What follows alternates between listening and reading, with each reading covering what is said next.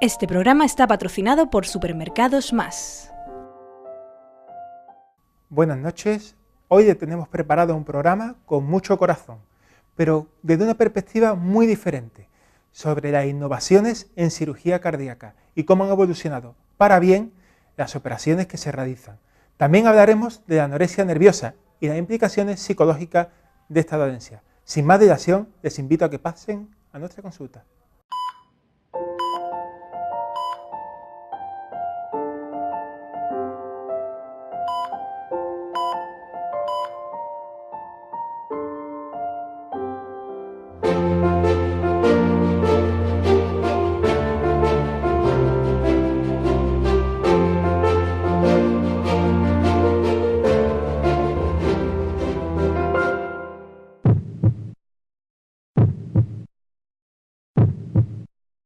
El cirujano cardiovascular Carlos Velázquez hablará sobre las innovaciones en cirugía cardíaca y visitaremos el Hospital Macarena para comprobar el funcionamiento de la unidad y el protocolo a seguir antes de una intervención. El psicólogo Manuel Salgado abordará los síntomas de la anorexia nerviosa y, como todos los martes, aportará un kit de consejos útiles para hacer frente a esta patología. Visitaremos el laboratorio de Prisma Natural, los nuevos miembros de la familia de la consulta que a partir de la semana que viene nos darán consejos sobre salud y belleza. Esta sección está patrocinada por el Real e Ilustre Colegio de Médicos de Sevilla.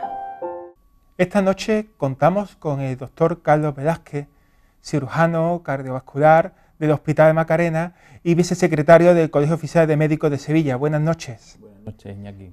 Con él vamos a hablar de la cirugía cardíaca del siglo XXI. Para empezar, ¿tanto ha cambiado en estas últimas décadas? Bueno, la cirugía cardíaca es una especialidad relativamente joven, pero no cabe duda que, como todas las especialidades médicas, cambia a un ritmo trepidante. Los avances técnicos y las modificaciones que se van haciendo para buscar una mayor calidad y cantidad de vida del paciente ha hecho que cambie absolutamente en los últimos 20 años. ¿Y en qué sentido? ¿Qué es lo que ha cambiado fundamentalmente? Básicamente se tiende a una cirugía menos agresiva, una cirugía con incisiones más pequeñas, en las que si podemos reducir la agresión quirúrgica, se reduce en aras a poder aportar al paciente el mismo beneficio asumiendo un riesgo menor y poder tratar una población que esté un poquito más delicada de salud por otras cuestiones. Estamos hablando de que en esta época hay fármacos de todo tipo para el colesterol, para controlar el colesterol, la tensión. ¿Tan importante es la cirugía cardíaca actualmente, dado que hay mecanismos, incluso la alimentación saludable, que se pregona por todos lados? Pues realmente es sorprendente la vigencia que tiene en la actualidad la cirugía cardíaca. De hecho, cada vez se hacen más procedimientos. Actualmente en Sevilla solamente se hacen casi 1000 cirugías extracorpóreas, que es lo que la gente conoce como cirugía a corazón abierto. Se implantan más de 1000 marcapasos, se operan más de 100 aneurismas al año. Hay un cambio en la enfermedad que se está tratando, han desaparecido o reducido al máximo los casos de fiebre reumática, pero han aumentado otras enfermedades, como la enfermedad degenerativa de la válvula aórtica, y se diagnostican aquellas enfermedades que antes pasaban desapercibidas, como es el caso de los aneurismas. Realmente también hay un aumento de la demanda social. La gente ya no se conforma con que el abuelito se siente en la puerta de su casa, sino que pretende tener una calidad de vida hasta muy avanzada su edad. Cada vez la edad media de la población es más alta y no todos los hábitos, a pesar de que sería lo deseable, son adecuados. Se está aumentando el sedentarismo, la dieta con más grasa, se está abandonando un poco la dieta mediterránea. Todo eso hace que la cirugía cardíaca actualmente esté tan en vigor como en sus orígenes. Ha hablado de todo tipo de cirugía, también está la cirugía a corazón abierto, que es tal vez la que nos llama mucho la atención a muchos de nosotros.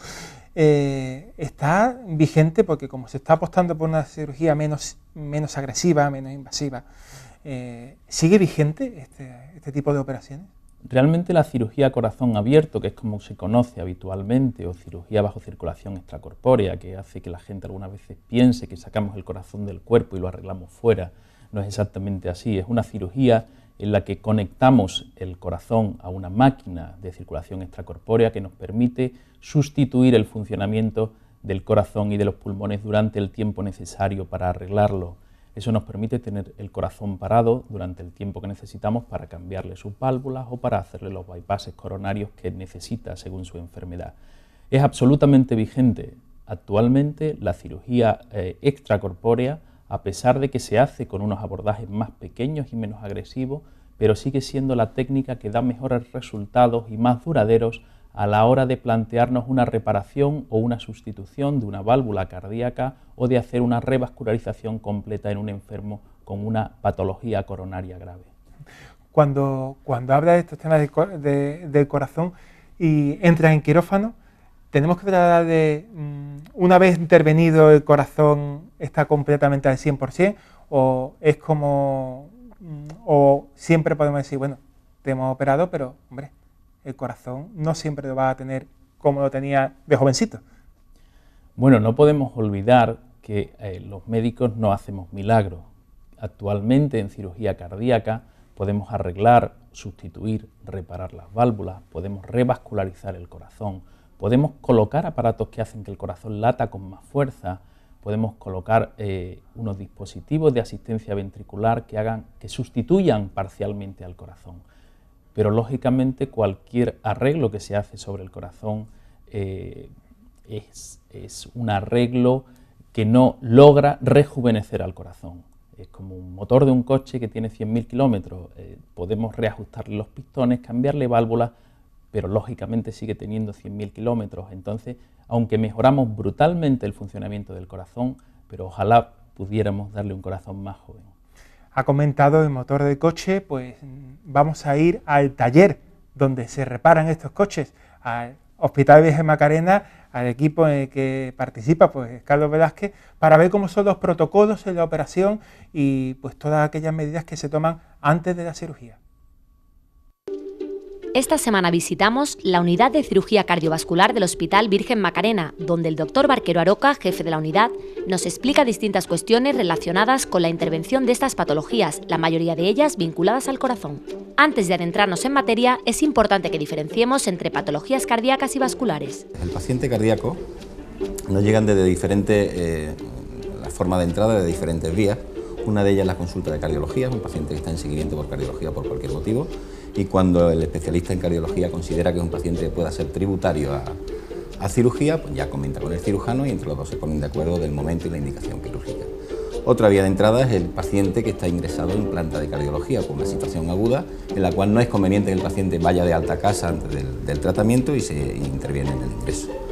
Otra forma de ingreso puede ser el mismo paciente, pero por diferentes motivos, no está ingresado en cardiología, sino en medicina interna, y desde allí pues se hace la consulta.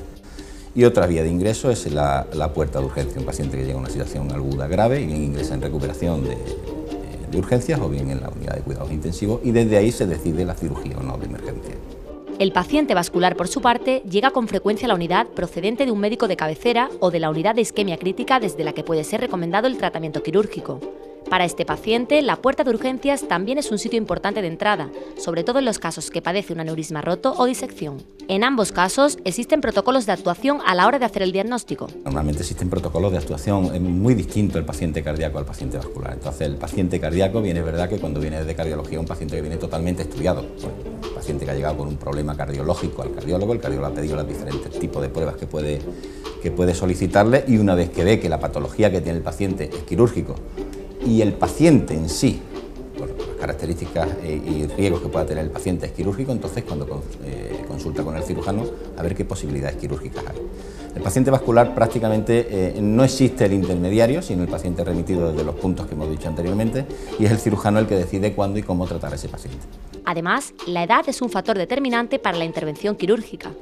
Los pacientes con menos de 74 años suelen pasar por quirófano, hecho que depende también de la agresividad del grupo cardiológico y del quirúrgico.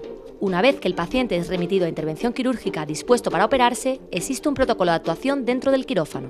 Una vez que se decide tanto en consultas como en sesiones médico-quirúrgicas que hay en el hospital o sesiones internas del servicio para el tema vascular, que un paciente es quirúrgico, la siguiente que es lógicamente comentarlo al paciente, valorar riesgos-beneficios, decirle el riesgo quirúrgico que tiene, hacerle firmar el consentimiento informado, que estamos obligados por ley a contarle todo lo que puede pasar como complicaciones durante el procedimiento pre, intra y postoperatorio y decirles las otras alternativas que hay, sean mejores, consideremos que sean mejores o peores, y que el paciente decida si se opera o no se opera.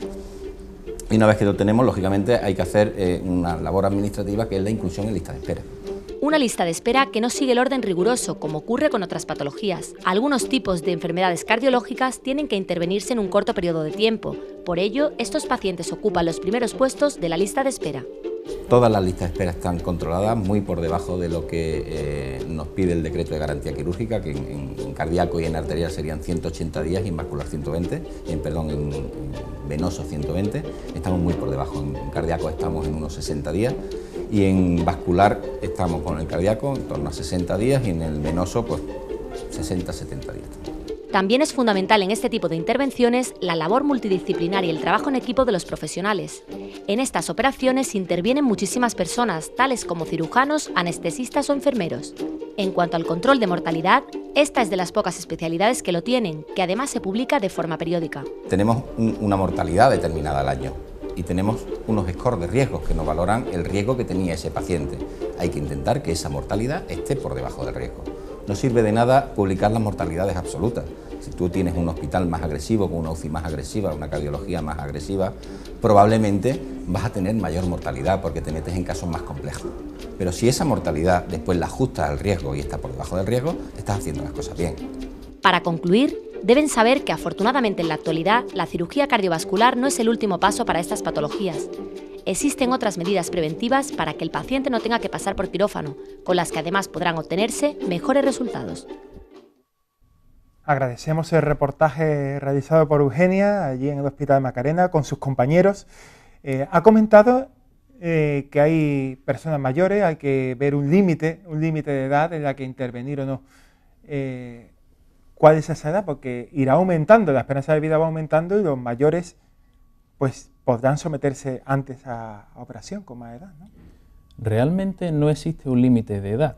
Digamos, el límite de edad nos lo establece la enfermedad asociada del paciente, si estamos dispuestos a asumir ese riesgo o no.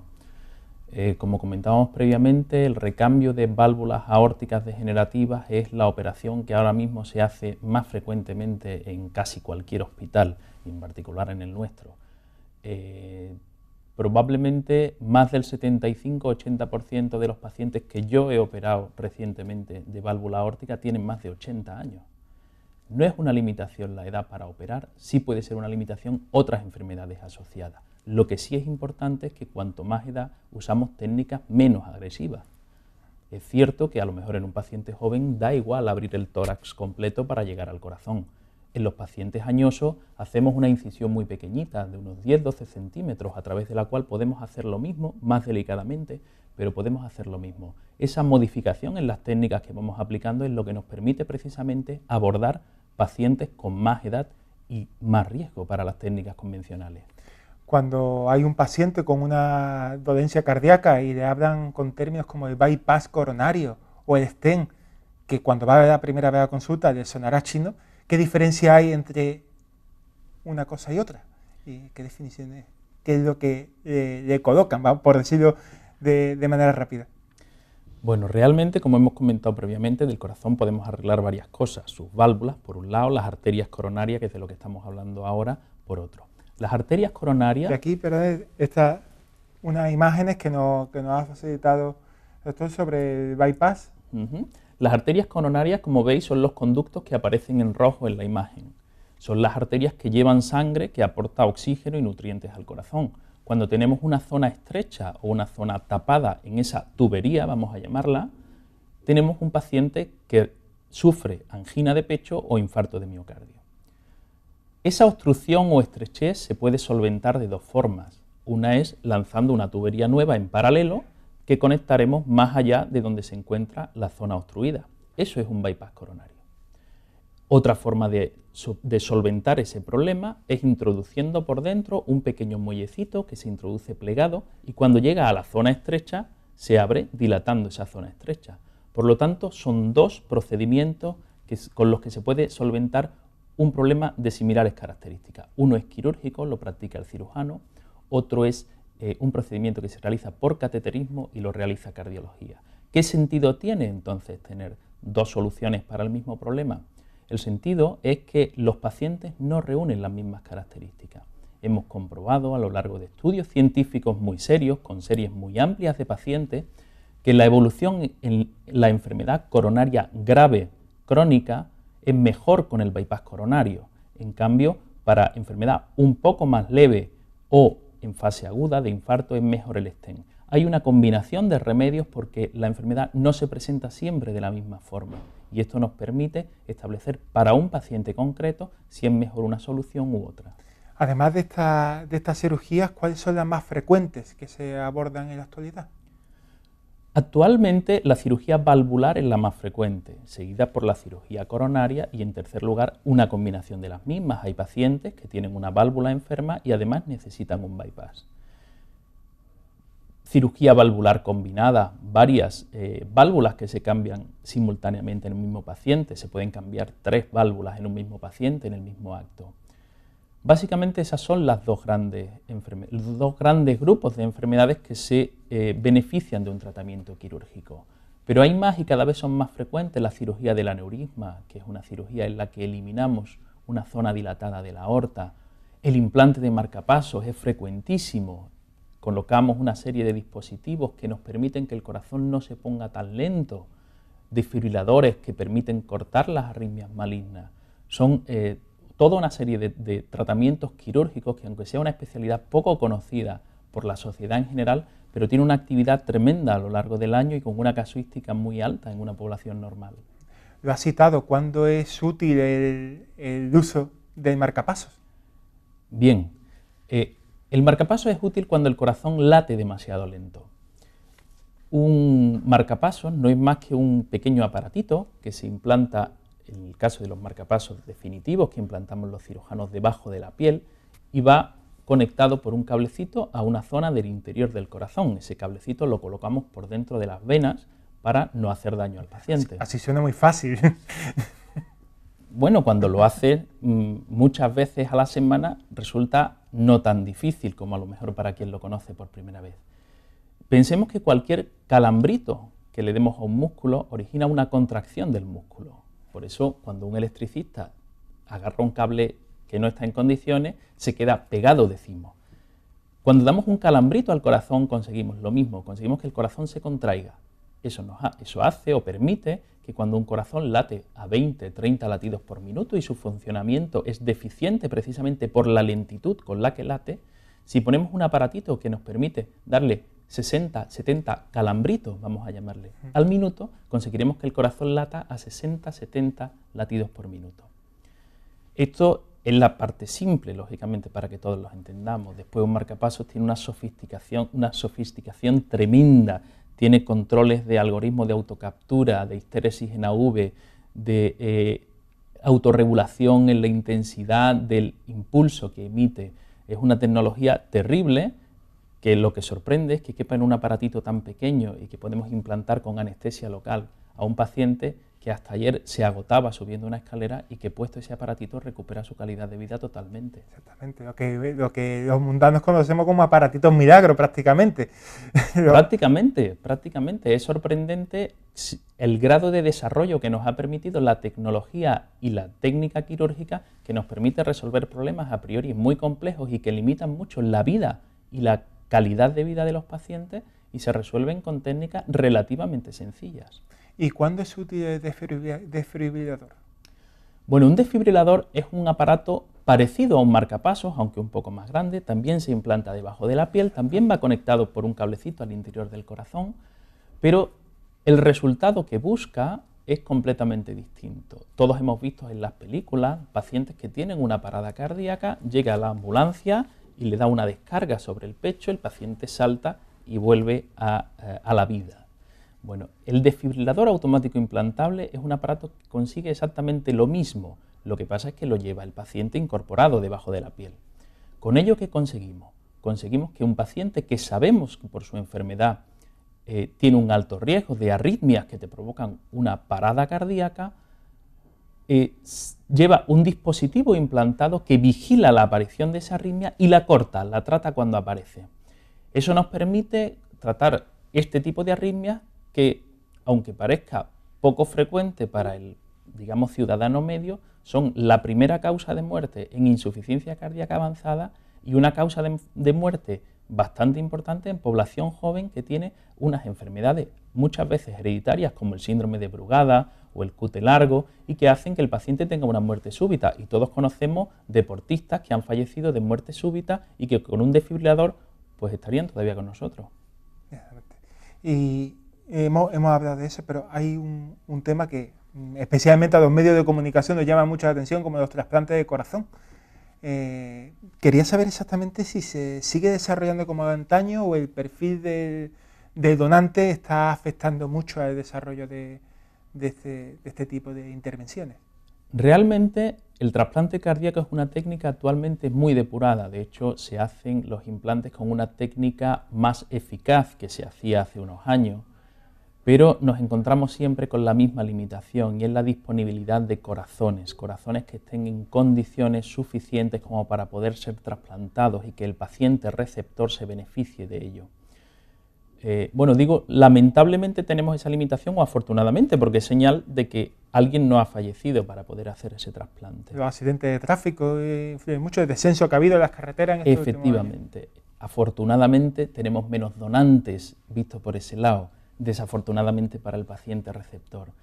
Lo que ha hecho la medicina actual o la cirugía cardíaca actual es desarrollar nuevas técnicas que nos permiten prolongar la vida del corazón enfermo, no necesitar ese trasplante. Estamos hablando de marcapasos resincronizadores o de desfibriladores tricamerales que permiten que un corazón que funciona mal y que hace que el paciente se ahogue simplemente caminando en llano, mediante una serie de estímulos eléctricos en distintas zonas del corazón, aprovechamos esa poca capacidad contráctil que tiene el corazón y podemos conseguir aumentos de la fracción de eyección de un 15, un 20% a un 40%, que le permite hacer una vida casi normal. Entonces, más que actualmente la tecnología, más que buscar un avance en el trasplante cardíaco, lo que está buscando es evitarlo en la medida de lo posible, posponer la necesidad de ese trasplante. Hay un campo de desarrollo que será esperanzador en los próximos años, que es el uso de las asistencias ventriculares. Las asistencias ventriculares son dispositivos que permiten a una maquinita bombear sangre, ayudando al corazón a que ese funcionamiento deficiente se recupere en gran parte. Tenemos, entre comillas, un corazón artificial que puede suplir, que puede sustituir completamente el funcionamiento del corazón del paciente o ayudarlo supliéndolo solo en parte. Y es un mundo apasionante donde actualmente vemos casos muy concretos. Hay un paciente alemán que el hombre que tenía su asistencia puesta, cuando le ofrecieron el trasplante se negó y dijo que con lo bien que él vivía con la asistencia, que por favor no le hicieran el trasplante, que le obligaba a tomar otra medicación y a cambiar sus hábitos de vida. Entonces, probablemente el futuro en el trasplante vaya en el desarrollo de las asistencias ventriculares. Pues en ese futuro pues nos quedamos. Le agradecemos, doctor Velázquez, la presencia aquí en la consulta, que sepa que es su casa y agradecido por su presencia. Muchísimas gracias, un placer. Y a los espectadores, pues decirles que vamos en unos minutos a unos consejos publicitarios y regresamos.